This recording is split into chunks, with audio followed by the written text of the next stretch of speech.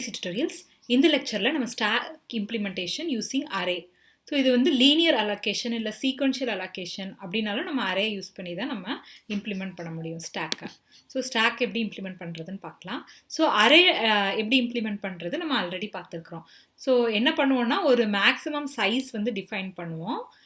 அரேயோட name opening bracket maximum size closing bracket semicolon. இதுதான் வந்து array declare பண்ணுற syntax தான். ஸோ அதே மாதிரி ஹேஷ் டிஃபைன் மேக்ஸ் ஸ்பேஸ் 4ன்னு கொடுத்துட்றோம். இன்ட்டு ஸ்டாக்குங்கிறது தான் என்னோட அரே நேமு.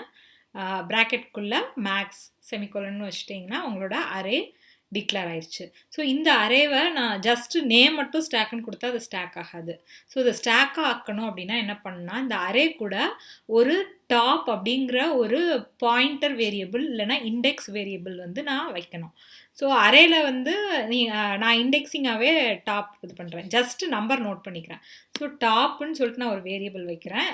டாப் அந்த என்டையர் வீடியோலையும் டாப்பை வந்து இந்த மாதிரி ஆரோ மார்க் மூலமா நான் டினோட் பண்ணியிருப்பேன். அந்த டயக்ராமேட்டிக் ரெப்ரசன்டேஷனில் கோடிங்கில் டாப்புங்கிற வேரியபிள் நேமே யூஸ் பண்ணியிருப்பேன். ஸோ அதை நீங்கள் ஃபாலோ பண்ணிக்கோங்க. Into top is equal to என்ன வேல்யூ கொடுக்கணும் அப்படின்னு பார்க்கணும். நமக்கே தெரியும் அரேயோட சப்ஸ்கிரிப்ட் வந்து 0லேருந்து சைஸ் -1 வரைக்கும் இருக்கும். நம்மளோட மேக்ஸிமம் சைஸ் 4. ஸோ 0லேருந்து 4 - 1 3 வரைக்கும் நம்மளோட சப்ஸ்கிரிப்ஷன் அரே சப்ஸ்கிரிப்ட்ஸ் இருக்குது. இப்போ 0க்கு முந்தின நம்பர் எதுவோ அதுக்கு தான் நம்ம வந்து டாப்பை இனிஷியலைஸ் பண்ணணும்.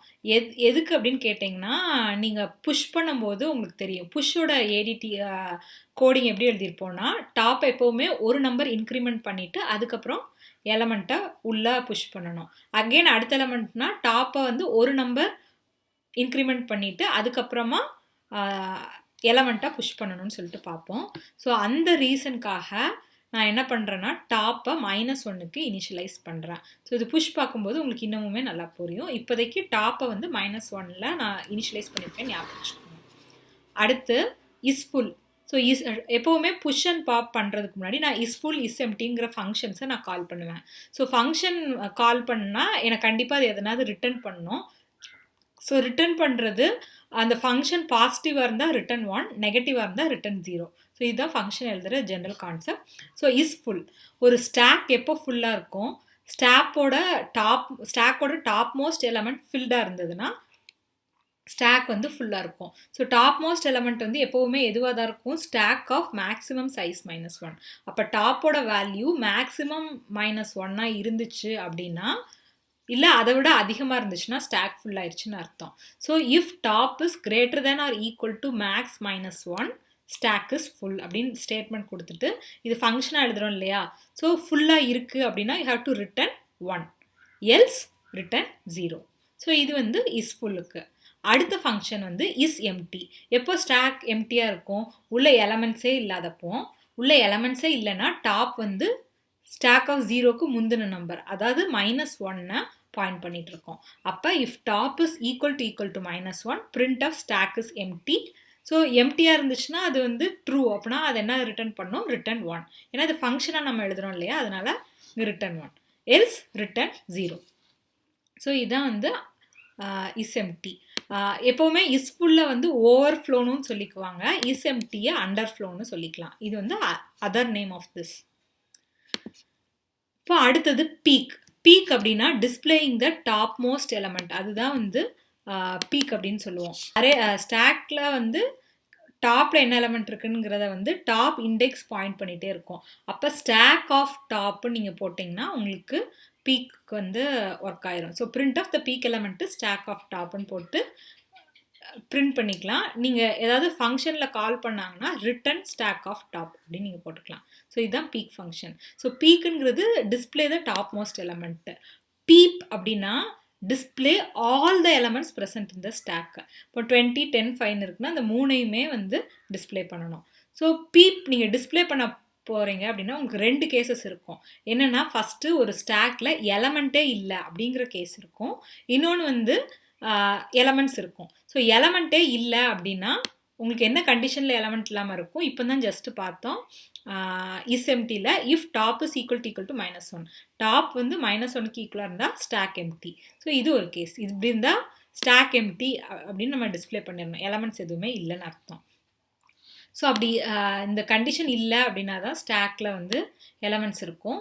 ஸோ நம்ம என்ன பண்ணுவோம் மேனுவலாக, நம்ம அந்த டாப் எங்கே இருக்கோ அதில் கை வச்சுக்குவோம், அதில் என்ன எலமெண்ட் இருக்கோ அதை எழுதிக்குவோம். அடுத்தது டாப்பை ஒரு டிக்ரிமெண்ட் பண்ணுவோம், ஒரு ஸ்பேஸ் கீழே போனால் அதில் என்ன எலமெண்ட் இருக்கோ அதை பிரிண்ட் பண்ணிக்குவோம்.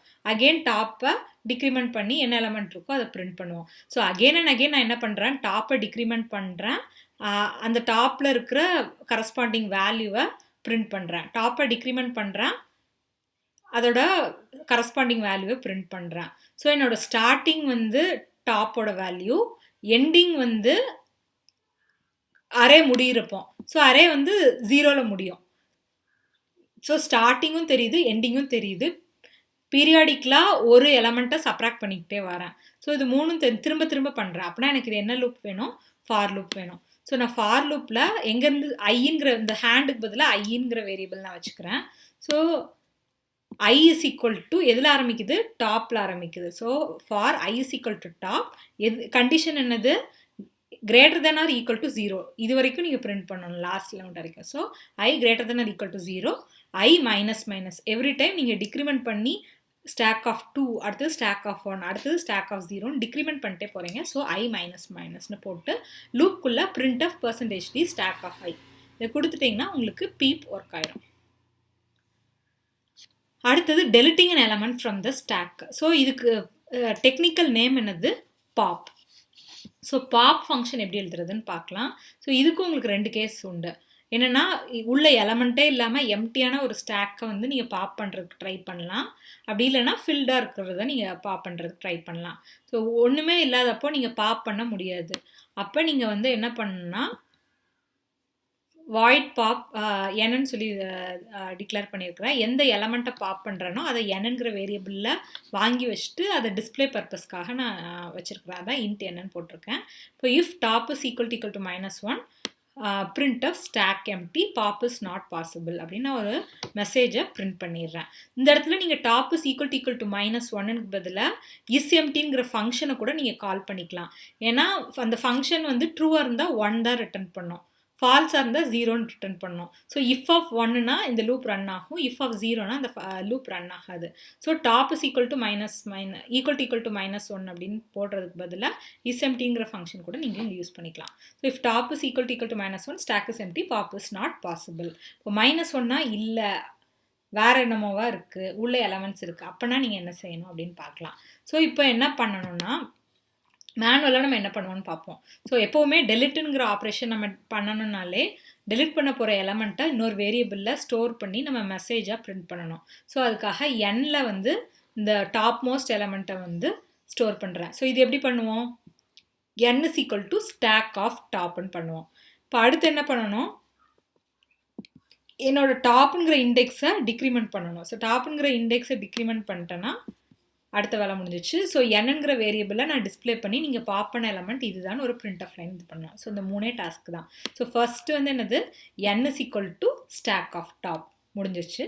அடுத்தது இந்த டாப்புங்கிற இண்டெக்ஸை கீழே கொண்டு வரணும், அதுக்கு டாப் மைனஸ்னு போடலாம், இல்லைனா top is equal to top -1 கூட நீங்கள் எழுதிக்கலாம்.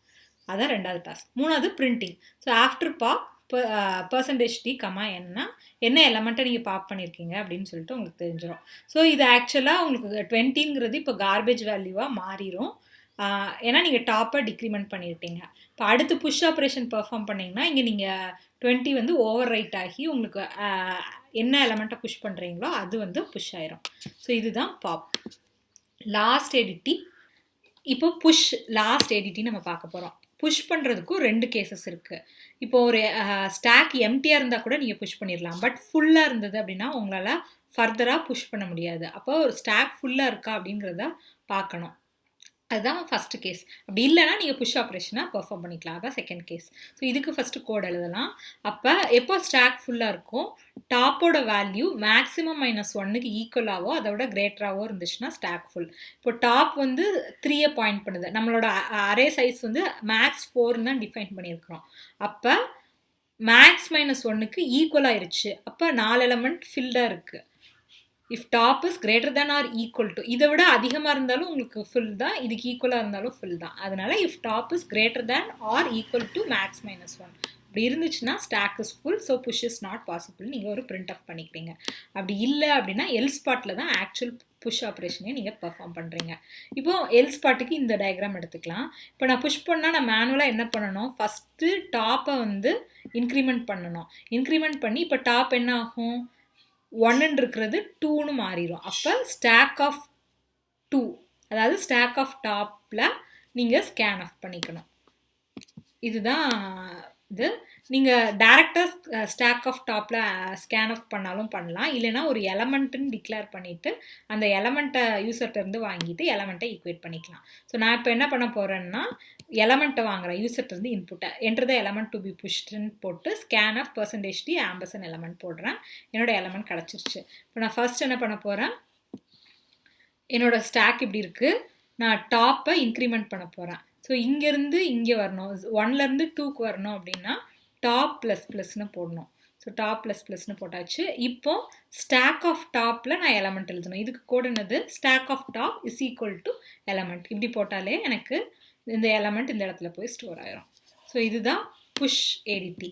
ஸோ எல்லா ஸ்டாக் ஏடிடியும் லீனியர் அலோகேஷன் இல்லைனா சீக்வென்ஷியல் அலோகேஷன் மூலயமா அரே வச்சு எப்படி ஸ்டாக்கை இம்ப்ளிமெண்ட் பண்ணுறதுன்னு இந்த வீடியோவில் பார்த்தோம். நெக்ஸ்ட் லிங்க் லிஸ்ட்டை வச்சு எப்படி பண்ணுறதுன்னு பார்க்கலாம். Stay tune to easy tutorials. Like, share, subscribe